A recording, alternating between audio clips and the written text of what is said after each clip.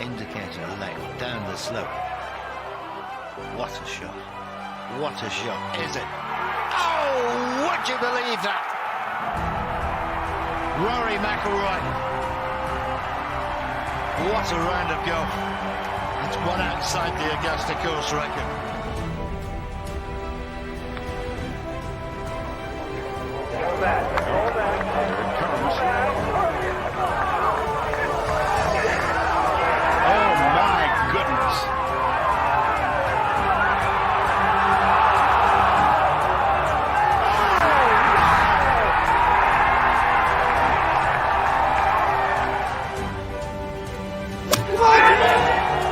Oh my goodness. This is way more aggressive than I anticipated. Oh, man!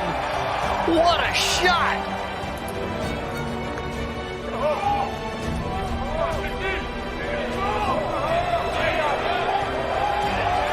I'd say that's pretty good. Whoa!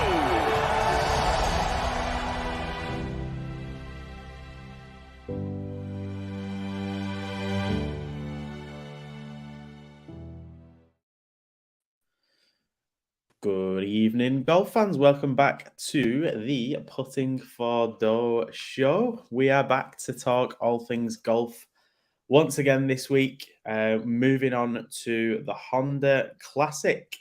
I am joined by anyone who is regular to the show will recognise the two beautiful faces that are joining me on the screen tonight. That is, of course, Mr. Jack Humphrey and Mr. Mark Ferguson. Fellas, how have we gone over the weekend? How did the Genesis treat us? And in general, how is life? Mark, do you want to go first? You'd say I'll go first. Sorry.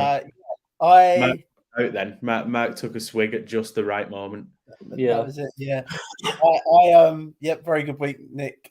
Back to winning ways, which was good.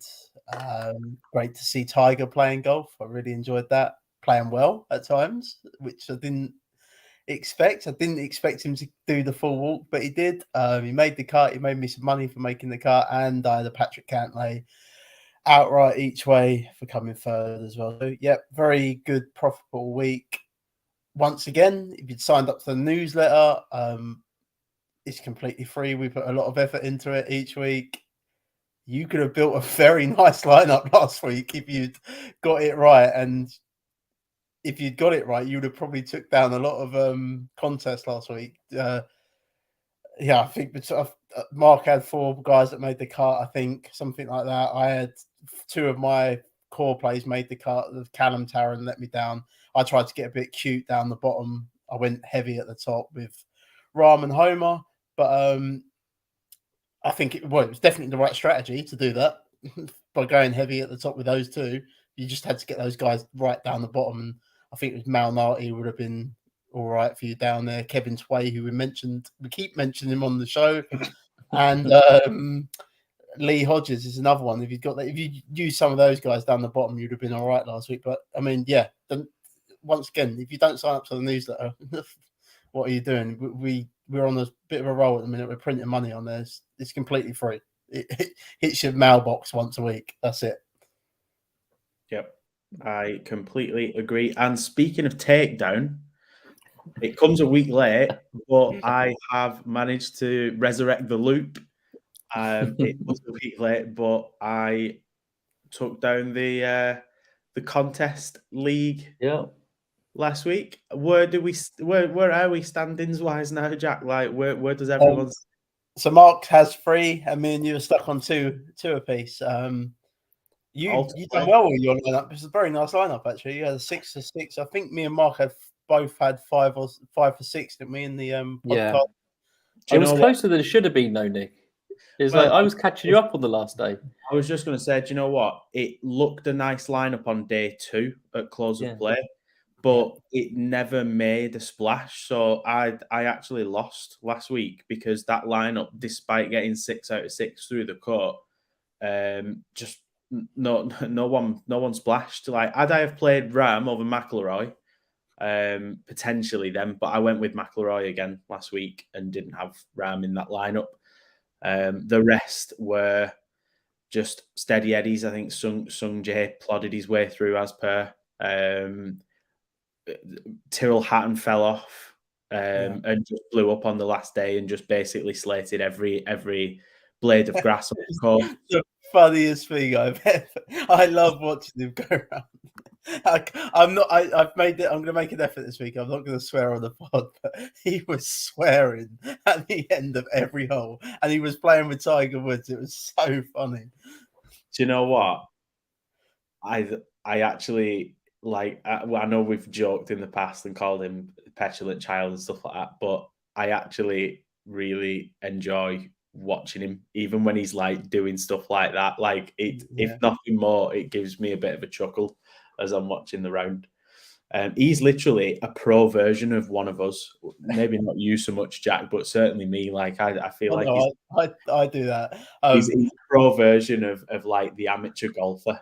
I don't think there's a golfer in the world that he actually enjoys. He doesn't enjoy any course. It's never his fault. There's always something going wrong. Always smart comments. Threatening trees. I mean, yeah. Just the best thing is he was playing with Tiger. I'm pretty sure Tiger would have played with him at some point throughout his career, or has played against him maybe in a Ryder Cup or something like that.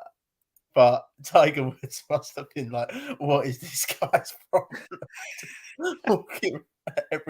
Like that is Tiger Woods' golf course technically. Like he sees Invitational, he sees event, and you got Tyrrell Hatton walking around on every hole swearing at it. Brilliant, absolutely brilliant. I loved it. Great event. Yeah, good event. Mark, how did your week go? Yeah, same. I like everybody here. Well, maybe not Nick. I'm surprised you didn't do that well with that lineup. It was like, also what's weird about it was on the last day I was actually took the lead briefly in the afternoon. It wasn't just due to the fact that all my golfers went out first or anything like that. It was just, as you say, lineup was like, it was like I had one like 2 weeks ago or something, or 3 weeks ago, I had a 6 out of 6, which didn't make any money or something like that. It was so bad. But yeah, the double ups are going well, and cut makers is going well. And yeah, I think I've really enjoyed these last 2 weeks with decent fields and stuff. Definitely makes the research more fun, and you can feel more assured in your choices and stuff. A little bit different this week, though. Yeah, I'm not feeling it so much this week, but I know Jack is. I'm going for a fantasy golf championship ticket this week, so I'm on the mission. This is what I want to do. I want to get to the finals. I know it's going to be bloody hard to do it, but I want to do it, and it's my mission. And I'm starting from this week at this event. What does the winner get from that? A fantasy golf World's Championship final ticket, which will be in America. I'm not actually quite sure. They normally host these things in like San Diego, places like that. I'm not entirely sure where this one is. But you go there, you play in another contest when you're there, but every sort of position is guaranteed money once you so you can finish dead last, and you're looking at like 3 or 4 grand, so to speak. But up top, the top prizes are normally like $1 million, things like that, and then just works its way down basically. But yeah, that's my mission this year. I want to try and do it. Whether it happens or not, we'll see. But I would have some fun along the way, and there is a reason I started this week. We'll get onto that in a minute. It's just due to this course being really hard, really. But I tend to do better at hard golf courses for some reason. I don't know why. Yeah. Before we do move on to the course and this week's slightly more lackluster field, shall we say? I know that you have watched the entirety of Full Swing, Jack. I'm still only 2 episodes into it at the moment, so not too much in the way of spoilers. But have you managed to watch much of Full Swing, Mark? No, I haven't seen it yet. Nothing. Not yet. No. What's your thoughts, Jack, after watching it? Spoiler-free review. Yeah, I enjoyed it. There were certain episodes I don't really get the timeline of it. I mean, I don't get why they've started with Spieth and Thomas, because they go way before that in a few episodes' time.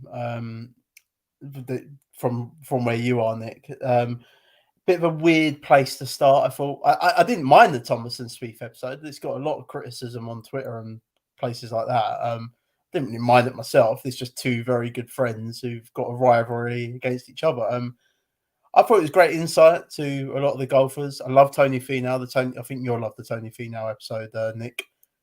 I've actually got a sneaky feeling that he might be a candidate for a live down the line. You'll have to watch the episode though before. I don't want to give any spoilers away, but you'll understand how I'm thinking with that. Maybe him going to live down the line might be a possibility. I love the DJ one. The DJ, completely blunt. He said they offered me a ridiculous amount of money for less work. No one in their right mind would say no. I totally agree with him. What you saying all along? I'm quite happy that he come out and just was blunt about it. Poulter was sort of the same as well. The Poulter episode was pretty cool. He kind of said the same thing. He's like, I'm 47, not getting any younger. I'm fighting for my PGA Tour card every year against guys that I can't beat. Like that was, and these guys have offered me this kind of money. Here we got Paul said the Damon one was his favorite. Yeah, I enjoyed the Joel Damon one. That was a good insight actually. Like because like Joel Damon's like ranked 70th in the world. It was great sort of interaction with him and his caddy that episode. But yeah, I enjoyed it. I think there's room to improve on it. There's a couple of golfers that I'd like to see in Series 2. Tom Kim, I'd love to see in Series 2. I think that'd be really good. I'd like to see Tiger Woods. A Tiger Woods episode would be amazing. But you know, whether we get that or not is a different matter. But yeah, all in all, pretty good. I'd give it a 7 out of 10 for the whole sort of series. I don't think if you don't like golf, I don't think you're going to really like this. It's not really like Drive to Survive. I don't think it's going to get loads of people into golf because there's a few guys that a lot of, like Joel Damon, for example, a lot of guys can be like, who the hell's this guy? Like, I don't know who this is. Like, they'll know the JTs and the Spieths of the world, but they won't know like this guy, you know? So, but yeah, I as a golf fan, I loved it. Pretty cool. The last episode is good with Rory as well. So yeah, again, I don't want to give too many spoilers away, but yeah, it's pretty good. Yeah, the two I've seen, I kind of understood some of the criticism with the Justin Thomas Spieth episode because it felt like that episode was like almost like a introduction to golf kind of episode, and it felt like they kind of have to do something like that when you're doing a series like that because you've got to appeal to the casual viewer as well, not just the golf fan. So I know exactly what golf scoring is and how tournaments work and stuff like that, but a casual doesn't know that. So you've kind of got to have some of that content in there as well. But the second episode with Brooks Koepka, I really liked, and we spoke about it. It's just like you see the mental side of golf, I think, in that episode as well, because he went through a 2-year stretch of just cleaning up. Was it 4 majors in 2 years, just untouchable golf for a period, and then just drops off the face of the earth, really, with only one injury, which he seems to have worked through. Obviously, he's over at Live now, but just actually watching the struggles there, I said to you, it's as if there's something like a mental battle that he's having to overcome, and whether that's a disorder kind of battle or whether it's just, whether it's something that he maybe needs coaching out of him, almost a little bit like Rory's had. He's had input in his game in recent years, especially in his putting. Who is it who works with Rory with his putter? Former pro. He's sometimes on commentary as well. His name escapes me. I feel like it begins with B. But I know that he's worked with Rory quite holistically on his putting in recent years because that was plaguing him. So it's like, I think maybe Koepka needs something like that because clearly the talent is there because he literally went through a 2-year spell of just cleaning up. When you saw his name in any tournament, especially majors, you were kind of like, he was always up there as a favourite in the odds, and you kind of didn't really want to back anyone else because you pretty much just thought Koepka was going to win it. he was always in the mix, even when he didn't win. So No, it's I agree with you on that. On this, it does definitely highlights the mental side of the game with Koepka. He clearly looked dejected and mentally fatigued in some way with it all. I don't actually think he wanted to go to Live, but you kind of see it in that episode where he sort of says, "I can't." Again, another one. He's like, "I can't compete with these guys. Like these young guys coming through are just too good. I can't compete with them." Which it's just got in his head mentally because we've seen Tiger Woods this week on bloody one leg and a broken back, like, and if Tiger Woods plays a little bit more, he could certainly compete again, most definitely. From what I've seen this week, yeah, Brooks. I don't care about people going to Live, and yeah, we do another episode on that. But everyone knows my thoughts. Just go and get the money. Like if someone offered you more money to do less work, you'd do it. If you wouldn't do it, you're not a sane person. To me, anyway. I don't care. But I've seen quite a bit of criticism as well with the Live this week because they've obviously announced all the teams and stuff. Brad Faxon, Faxon was the coach. I was thinking. But yeah, they've announced the teams and there's been some criticism there. But then when you look through the teams, there's a headline name in pretty much every team, and there's at least another golfer plus, in some teams 2 or 3 that are, reasonably good golfers, have been on the tour a while.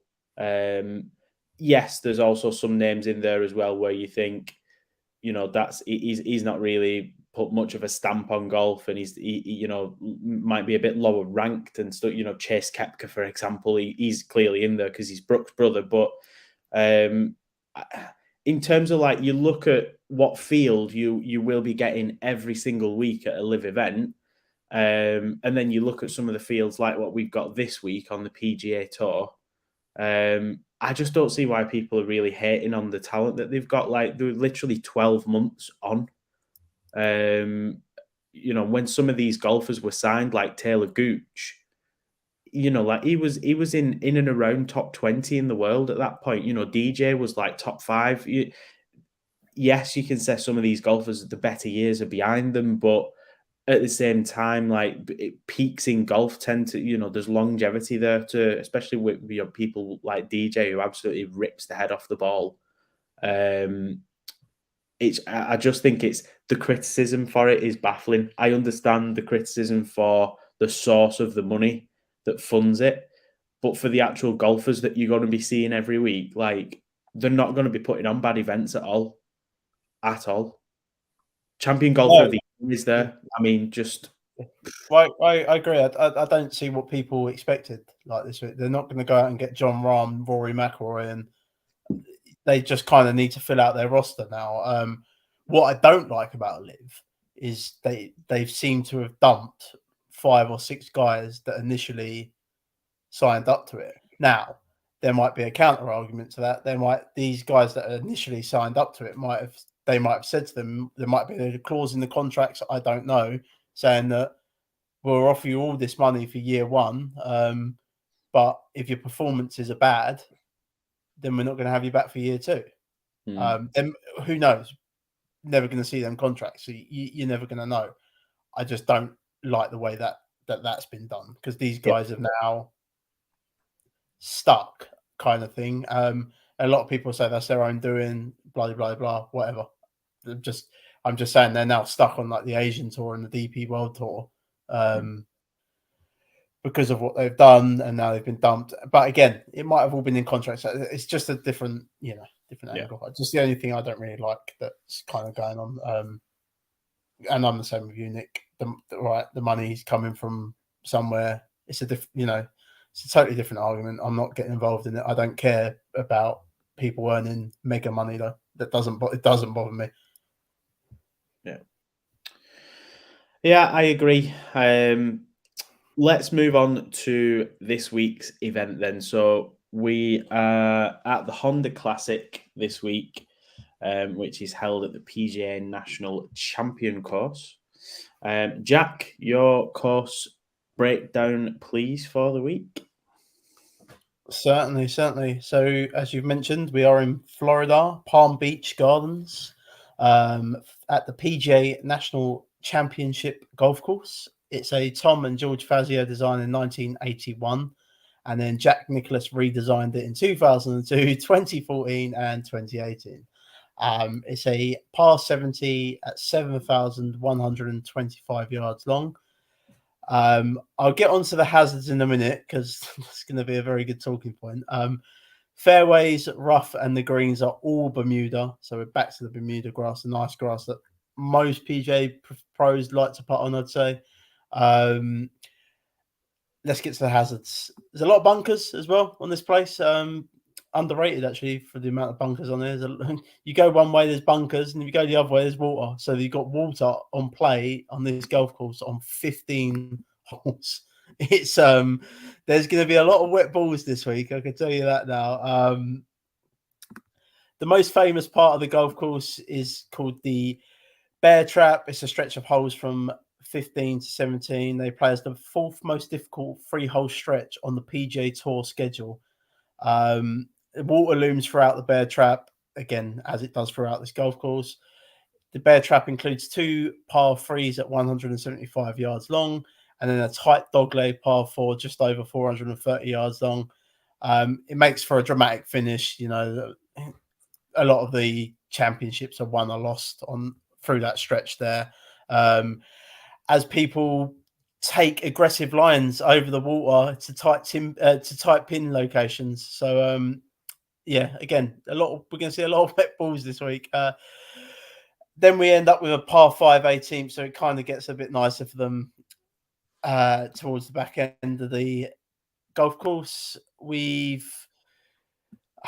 About the course in general, it's not your traditional short plodders golf course. There's lots of tight landing areas off the tee, heavy volume for false layups from tight dog legs. Wedge play is effectively removed from this golf course. It's a lot of shots from 125 onwards out, 125 to 200 yards out, basically. PGA National proved the most difficult course on the tour as well, on the PGA Tour, from approaches from 150 yards out. So approach plays, you have to be dialed in again this week. It's a good golf course. Historic cut marks between 2 over and 3 over around this place, and winning score, you're looking at about 9 under to 10 under here. It's I like it. I like, this is my type of golf course. I like these places. They're hard, and you just got to be dialed in. I've got a quote here, actually. Let me just bring the quote up. 2626. It's from Keegan Bradley, actually. So Keegan Bradley said it's kind of like the US Open, where you've got to hit a lot of fairways and greens and make those 10 footers for pars. That was from Keegan Bradley about this golf course. So yeah, sort of like a US Open setup, really, without the long, thick rough. But it's going to be a good week. I'm looking forward to it. This feels like a purist golfers kind of event. Like if you're a fan of golf or you play golf, watching this kind of golf, that like the course will really challenge. You're not gonna, some events where we've had like 20 under par kind of scores, you're not going to get that this week. Mark, talk me through, because you've been a little bit quiet there. I've spoken for 15 minutes or something like that. I've got 20 minutes. Sorry, I thought you'd gone to sleep at one point. Yeah, yeah. Just talk me through your key stats in your model then this week in terms of what you're looking at. Nick, I'll do this very slowly to maximize my air time. Nothing drastic. What I have made a change this week is, and I did this all last year as well. When you have these weaker fields, I reduce the number of rounds that I do. So I'm down to 16 rounds in the model.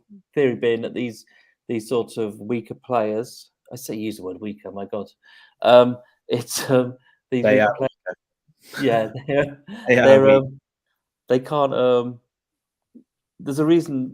One of the reasons that they are ranked as they are is because they can't sustain across a long period of time. But they can hit form as well as anybody else. So that's why I use the last 16 rounds and stuff. I've used the weighted stroke gains in all categories because we've got lots of players from various tours here as well, which you don't, last couple of weeks we haven't really had. That's across all categories, and then got the usual driving distance as well, some putting Bermuda, course history, comp courses and I think everybody's going to be using the same comp courses. I think Twin Cities, Sawgrass, Southwind, as well as obviously PGA National, and then hard course types as well. So actually quite a small model for me this week. A lot of similarities there with what I've got in mind as well, Mac. I've not gone with weighted strokes, but I can see the theory behind that, and I do really like weighted strokes, to be honest. A really good feature of the Rick Rungood database, what he has there. Jack, your model? As per usual, mine's set at over 32 rounds. We stick to the process there with that. I've got strokes gained off the tee, good drive percentage, strokes gained on approach, long-term proximity from 125 to 150, long-term proximity from 150 to 175, long-term proximity from 175 to 200. I did mention that in the course sort of preview that a lot of the shots, it's not a wedge fest this week. There's a lot of big iron shots needed here. Strokes gained around the green, strokes gained putting on Bermuda greens, long-term putting inside the 10 feet. That's the 5 to 10 feet range that we always use. Bogey avoidance, scrambling, and then the comp courses. I think you're the same, Mark. PGA National, Twin Cities, Sawgrass, and Southwind. Like it. I'm looking through my model, and I really wanted to contribute something here, but literally everything that has been mentioned is exactly what is in my model, down to the proximity difference, proximity distances, putting distances. I've not gone any further than 10 to 15 feet, so I've done under 10 feet and then 10 to 15 like you have, Jack. Yeah, all the same as above is what you guys have gone with. So we're probably going to have very, very similar kind of golfers that we like this week. And I use the term like loosely this week because this field is not like what we've seen in previous weeks. So, like the four guys that we had in the field last week at the top, I think were Rahm, Scheffler, McIlroy, and Justin Thomas, I think, was the fourth. This week, our top four is Sung Jae Im, Shane Lowry, Chris Kirk, Billy Horschel. So we've had a bit of a fall from grace, and after them four, it falls even further. So I guess what we need to do is start talking through some of these golfers and seeing what kind of mishmash lineup we can put together this week of this talent that we have in the field. So starting at the top then, I've just named the top four golfers. We've got no one over 10,700 this week. Im is the most expensive. Only two that breached the 10,000 price bracket. So the pricing has been a little bit more balanced out this week. We do have an influx of golfers in that 7K bracket, massive influx. So what we'll probably do, like we've done in previous weeks, we'll have a look at the guys at the top. We'll look at the 9s, the 8s, the 7s, and anyone else, and other below that we might be considering. Starting off with these at the top then. So the Plodder is top of the shop this week. In previous weeks, Jack, you have eaten the chalk. It looks like the chalk this week is very much going to be Sung Jae Im. Are you back at the table for another serving of chalk, or are you refusing this week? This is the week where we get different at the top. We don't have a John Rahm here. I was really disappointed with Sung Jae Im actually last week. I thought he just towed off. Very disappointing. He missed the cut here last year as well. I think he's and bear in mind he was mega chalk last year as well at this event. I think he's primed for another miscut. And the ownership that I'm getting projected at the minute is wild. I take it you both got the same sort of projected ownership at the minute at 38. Yeah? Yeah. That's wild to me. I'm going to the golfer below him. It's Shane Lowry. Shane Lowry, there's two of these golfers that are going to make my core up in this top this top four here. Shane Lowry's the first one. He ranks number of... I'll put it out there, by the way. Sorry, before I get on to Lowry, you don't have to go back to him, but him is the number one player in my model. I'm just ignoring my model here. Shane Lowry comes in at number 3 in my model this week. Green across the board. I like what he done last week. Seems to have sort of found his game again last week, which was good to see. Great course history around this place. Has played it multiple times. Played it 4 times. Made the cut every time he's been here. He comes second last year. He should have won this event last year. If the wind, didn't really mention it in the course preview, actually, if the wind gets up around this golf course, like most golf courses, it can wreak havoc. We know Shane Lowry can deal with the wind. He's an open champion. I think he's the cream of the crop in the field. I think he's a better player than Sung Jae Im. And I'm going to take Shane Lowry at ownership discount, who found form last week. He's my number 1 player in my core plays this week. Yeah, I feel like Sung Jae went on a little bit of a run like this to start last season as well, where he did really well in some of the obscure events. And because he's such a high volume tournament golfer, it's like he suffers a bit of a burnout. And I don't know if we're starting to see the early signs of that burnout now, maybe. I don't know. I could be wrong. I think it can be a bad thing that he plays so many tournaments. Like, he obviously loves golf. Like, he just dedicates his life because he just plays every event. But he's played 7 of the last 8 events. Yeah, I think that can be a bad thing as well. I think you can suffer burnout as a golfer by doing that. He has missed a cut as well this year, hasn't he? Yeah, he missed. Yeah, 5 weeks ago. Sorry, I've got the global thing on Rick Run Good, just because there's a couple of players come over from the DP World Tour, so I wanted to see what they've been doing. Yeah, he missed a cut 5 weeks ago. What cut was that, Mark? Sorry, Sony. Sony. Yeah, that was it. Yeah. Wasn't he popular there as well? From memory. Yeah, I think he was. But yeah, Shane Lowry will be the first one in my core. I get him cheaper than Sung Jae. He's never missed a cut around this place, and I think he found something last week. Good points. Very good points. Lowry, I really like as well. He comes out 4th in my model, but I played him last week. I'm happy to go back to the well again this week. As you said, he seems to have picked up his form a little bit. Not quite hit the heady heights just yet of where he was last year, because he went through that spell where he was really good last year. But showing signs that he can get back there. Mark, are you of the same opinion?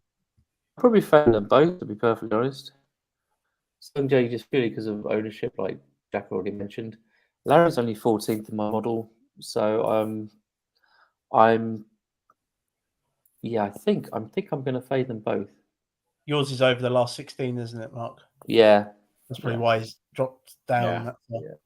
He had that miscut on the DP tour, didn't he? Yep. Yeah. So I think I'll probably fade them both. And also, I think as soon as you do that, because the ownership, the way it's projected to be, that's all you have to really do. So, if you see what I mean, and then you just naturally, you're going to be different automatically, I think. Yeah. So if you're fading both, then Mark, we might as well move into the 9s then. So we've got Chris Kirk, Billy Horschel, Alex Noren, Minwoo Lee across from the DP World Tour, Matt Kuchar, Aaron Wise, Denny McCarthy, Thomas Detry, or Detry, however he pronounces that. In this 9K range then, Mark, if you're fading the top guys, I'm assuming you'd certainly not be fading someone from here. So who's your pick? No. Matt Kuchar's coming out 2nd in my model at the moment. And beforehand, I wasn't expecting that. I was actually, if I'm not looking at my model, I'm interested in Minwoo Lee, like I think probably lots of people are and stuff. But I'm sure one of you guys will be talking about him in more detail. But just looking to on the model, Matt Kuchar's got a lot of green across my model. Only really does badly on the Twin Cities and Southwind, and even then he's in the top third of the field. So yeah, interesting play, and but he's projected to be quite highly owned as well. So maybe he's the third highest owned projected at the moment. So don't think I'm unique in liking him. Came 8th last week at the Genesis. That completely snuck under my radar, that one. Yeah, I was just looking at it whilst you two were chatting for 20 minutes. I was just looking up some stuff with him, and I was the same. I was thinking, I just don't remember even seeing his name particularly last week. Do you know what I mean? When you're keeping up on it. So there you go. But that'll be why he's done well, because it's last 16 and came 8th last week. So yeah, he ranks 3rd in my model, so he's well up there for me as well. Jack, this 9K range, who have you got your eye on? Yeah, this is where I'm getting the second of my core plays this week, and it's going to be Billy Horschel. I think Billy Horschel is one of the top 3 golfers in this field. He's not playing particularly well at the minute. I know that. Obviously going through some swing changes. Did make the cut at Phoenix, which was promising. I played him at Phoenix as well. So I was on him there at an ownership discount. We're getting a massive ownership discount at the minute. His ownership is looking at 8.43%. He's too good of a golfer. When he plays, he's a better putter on Bermuda greens as well, I should say. He ranks inside the top 10 within this field for putting on Bermuda greens. He's 9th in my model, for the week as well. So he's popping there. Purely ownership thing. I must iterate that this is GPP. This is not a cash build that I'm doing here, but these will be my core plays within the newsletter, because that is what I do with the core plays within my newsletter. In the newsletter, are GPP plays. They're not cash plays, but I love the ownership. He's easily the 3rd best golfer in this field. I'm not having Chris Kirk more expensive than him. Sorry. He's a better golfer. Billy Horschel's won big events as well, like the BMW. He's won Memorial. He's won the FedEx Cup before. He's won big events, and I think he'll get right. I think he gets right this week, and I want to be on him at that ownership when he does. Good points. Yeah, I can see the logic there with that. You mentioned Minwoo Lee, Mark.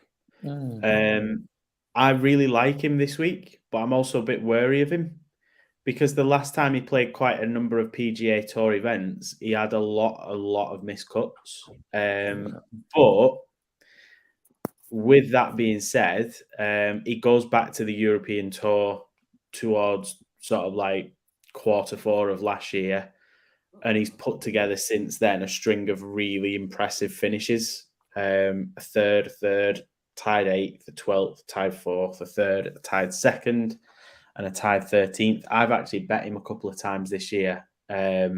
He's been a good each way shout in a few of his recent tournaments, and he's been there and thereabouts potentially for the win. I think he was unlucky to miss out on the Abu Dhabi Championship, where he came tied 2nd, but gaining a lot of strokes in his approach, and his ball striking is really impressive at the moment. He's pretty much, like, in his last few events, he's pretty much green across the board, to be honest, in all the strokes gained categories. So I've got a bit of interest there this week, but I'm also a little bit wary that when he has made jumps across to the PGA Tour in recent times, he has struggled quite a bit. So I don't know if it's strength of field where he's finding his success on the DP Tour, but something seems to have clicked in his game. So I do like Minwoo Lee. I also like Alex Noren this week as well. He's high in my model. I think there's a few. I think if you're going in this 9K range, there's a few in this range where if you are going to fade the guys at the top, you can certainly attack a couple in this range and then get different by just going a little bit cheaper. Yeah, some good names in here. Some good names. In terms of your cup makers, Mark, Thomas Detry Yeah. has not caught in quite some time. Yeah. The only thing is, Thomas Tuchel, I'm right thinking, is another one who's not played this tournament before. Yeah, he's never played this tournament before. No. Yeah. That's the only thing that works. Neither's Kuchar, So- actually. Hasn't he? Oh, okay. No, he hasn't, has he? No. No. Seems like everybody I like this week hasn't played this course before. So considering we did quite a lot of, we've all done quite a lot with the comp courses and stuff. That's got to be a bit of a concern. Yeah, I Detry's another one who's good. I think Amazing course cup. history is important here. Yeah, that's a fair Yeah. point. Fair point. Also, I didn't mention it, but Billy Horshaw's course history here is pretty good as well. 2 top 20s. Yeah. When he's played here. So Yes. Yeah, it is. Mm. Shane Lowry's course history is not bad here as well. yeah, so I love them both this week, and I'm getting an ownership discount. I think they're Yeah. fantastic GPP players. The pair of them. We'll move on then to the 8s then, fellas. So Pendrith, Poston, Svensson, Vegas, Straka, English, Maronk, Zudenhoe, Davis, and Higo make up our 8K range. Mark, I'll come to you first. Who is it in this range that you like in your core this week? Johnny Vegas is coming up third. Johnny Vegas. Johnny Vegas. And he's another one with a very good course history. I would suggest he's made the cut last 3 times after a little blip with 2 miscuts and stuff. His last 5 times out. So yeah, it's the putting which is going to worry about him, though, isn't it? But every other way, I think he's pretty decent shout. Yeah, good, strong off the tee player. Yeah, just that putting, isn't it? Lots of And he's got the people picking him distance up. you want. Yeah. So yeah, he's by far my best. I think in the one model. Jack, 8Ks in yours. Because of the way I'm building, probably not going to be able to get to the 8Ks. But JT Poston would be the one if I could at 8,800. He's actually 5th within my model this week. Just having a look what he's done around this golf course. Okay, yeah, he sort of have middle of the road finishes. Does have a miscut here. Don't like the fact that he's coming off back-to-back miscuts, but they were 2 very hard golf courses with really hard fields as well. So I suppose it can be forgiven. Was 6th at the American Express, which was good. Yeah, he's probably my favourite within this range. Again, I'm not really going to be able to get into this range. I do like Vegas the same as Mark there. Straka's an interesting one. I think Straka's like the ultimate. He's obviously the reigning champion, but I think he's like the ultimate boom bust sort of golfer. Did make the cut last week, which was promising to see. But he's missed multiple cuts, and his recent form's not been good at all. But he's a bit of a boom or bust golfer for me, Straka. But course history is very good, so I could probably get to him in a couple of lineups. Again, low ownership as well. Yeah,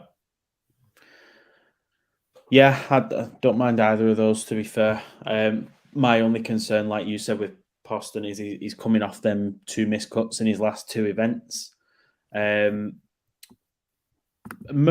catches my eye in this range as well at 8-3. Again, it's like the course history is not there for him, but like came tied 45th at the Genesis last week. That's not overly impressive. But his form prior to that on the DP Tour to start the year and to end last year has been really good. So again, I'm just going off the form there more than anything else because the course we've got nothing course history wise, and obviously it's a bit of a weaker field. But I don't know if that might just drive his ownership down a little bit, that some of these other names that are around him, like Vegas and, the likes of Poston and Pendrith, might be a little bit higher owned this week. Could be wrong on that, but yeah, I don't know. Sometimes when you've got these kind of events, someone from another tour, not particularly great last week, as I said, with that tied 45th, but a cut made there, so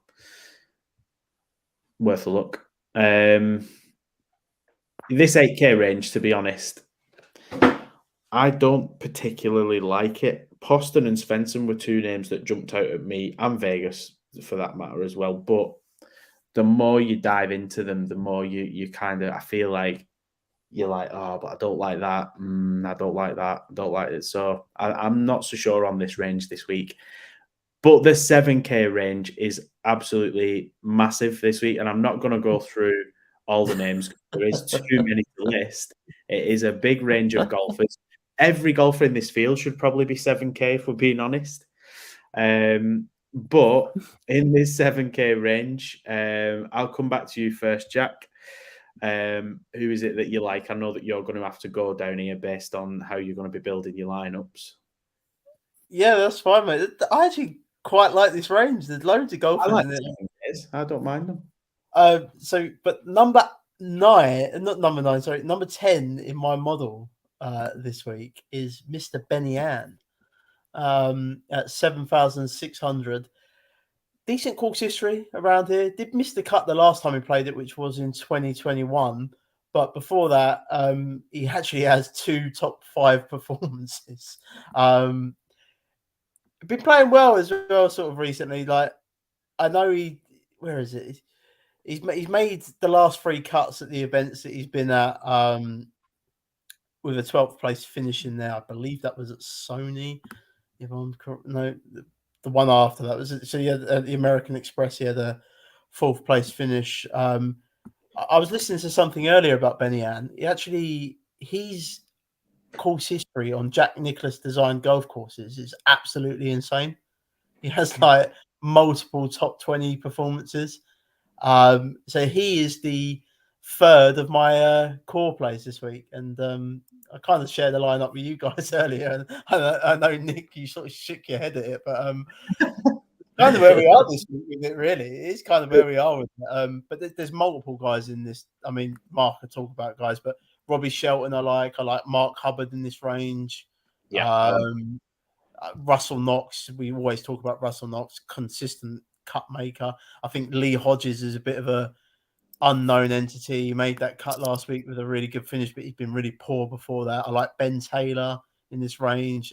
Aaron Badley. It's a good range. There's loads of guys within this range that you can comfortably build out a lineup around.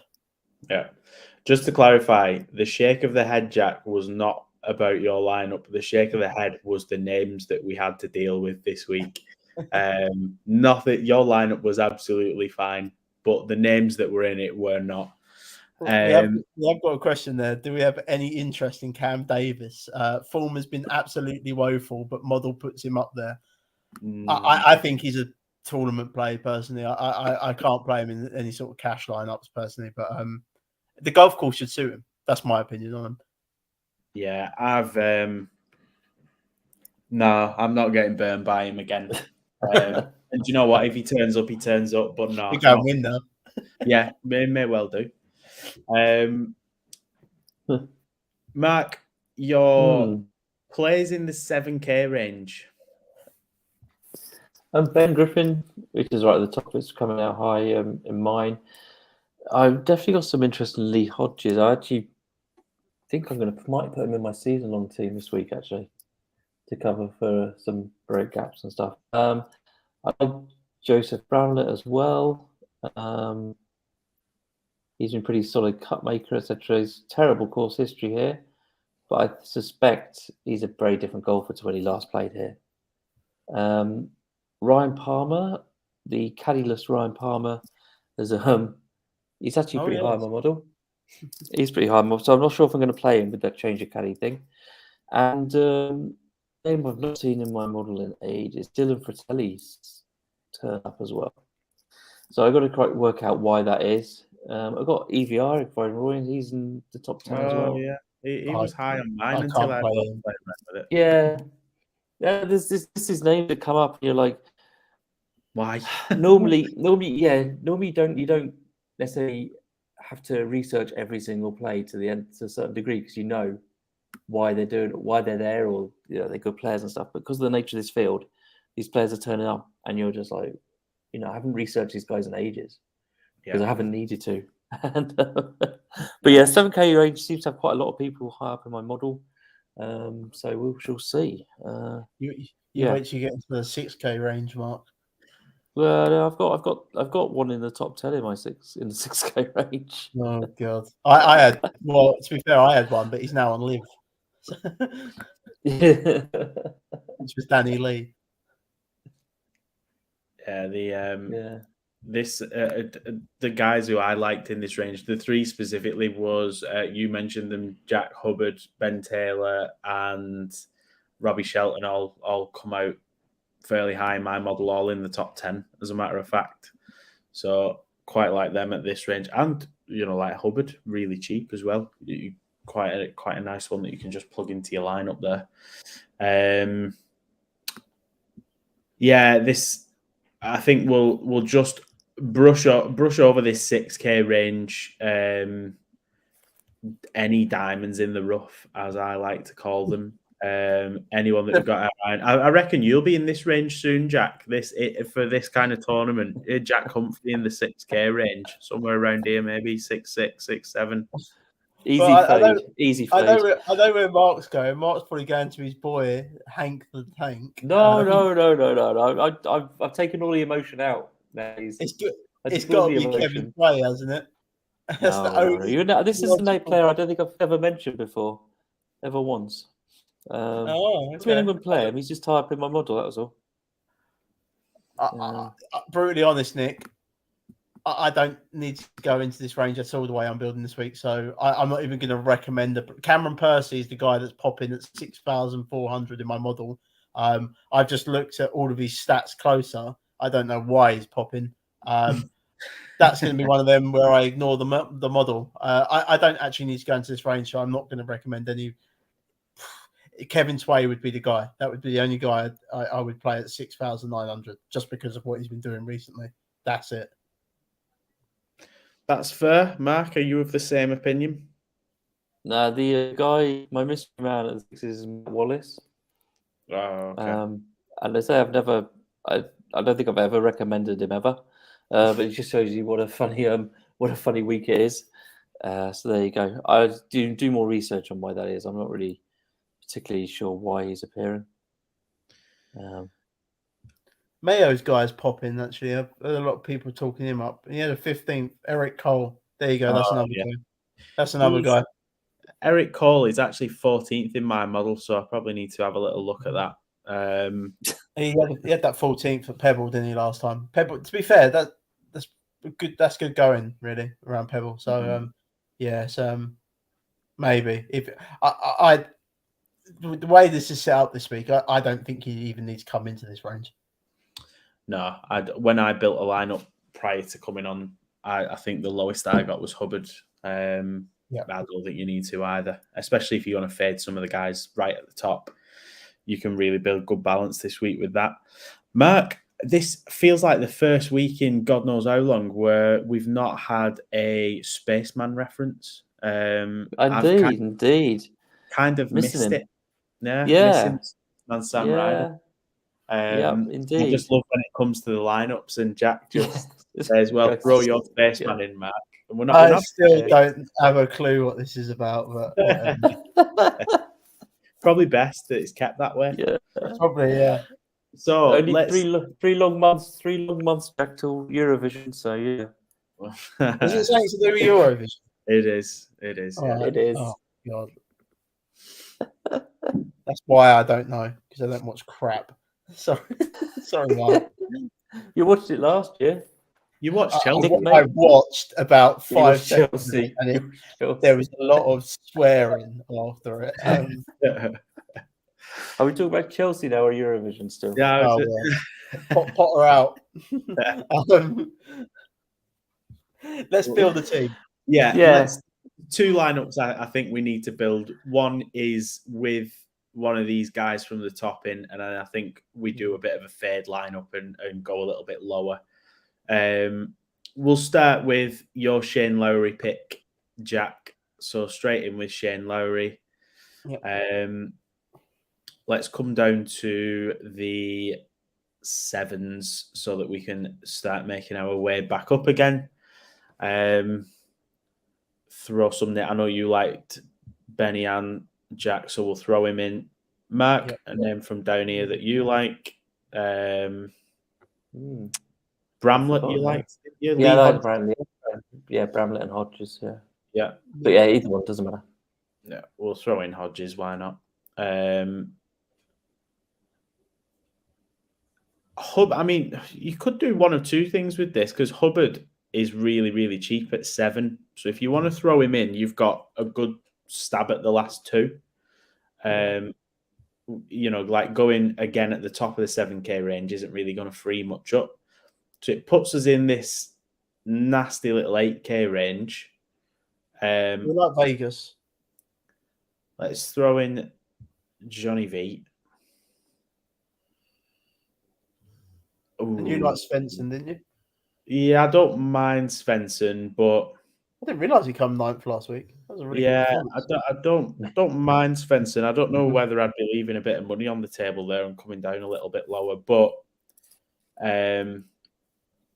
he said 9th last year as well at here, so yeah, I'd put Svensson in actually. Yeah, throw Svensson in. I was thinking to come down to Robbie Shelton with one of these picks and then maybe upgrade Vegas. That's one way you could do it, but I mean that's quite balanced to be fair. Yeah, I don't mind that build. It's quite a balanced build, isn't it? Like you say. We're not reserving that. you want to clear it. Let's end the big contest with it. Let's do a fade at the top then. I know you liked Billy Ho, Jack, so we'll start off there. We'll stick him in. Do you want to stick Minwoo Lee in as well? Minwoo Lee. Can we get Kuchar in this as well? Just Mark likes Kuchar. Let's see what we can build. Yeah, second in a model. Yeah. Yeah, stick Kuchar in, and then that takes you down to 7-2. You could put Hubbard back in this lineup. Yeah, Hubbard goes in. And if you wanted to go to 6-9, I was going to say, if you wanted to go to 6-9, you could put Matt Wallace in, or you can go up to, You could, to be fair, you could, we've 7-3 for 2 players there, so you could throw in Russell Knox and Ben Taylor. Yeah. Don't hate that. Don't mind that. SH Kim, I like. There's a load. I really do quite like the 7K range this week. Yeah, don't mind that. Do not mind that at all.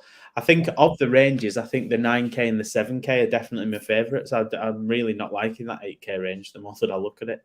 Yeah, I agree. I think the 8K range might be chalky as well. Well, there we have it, fellas. Another week in the books. We should be talking about some slightly better golfers next week. But all the same, we're 58 minutes in, going on 59 minutes. I've still enjoyed talking about the dross that we've talked about tonight. Let's see how we get on. Let's get them league lineups in. Let's see how we fare this week. Before we do sign off, if you've not already, you can still purchase Jack's tracker, $3.99 for the season-long contest.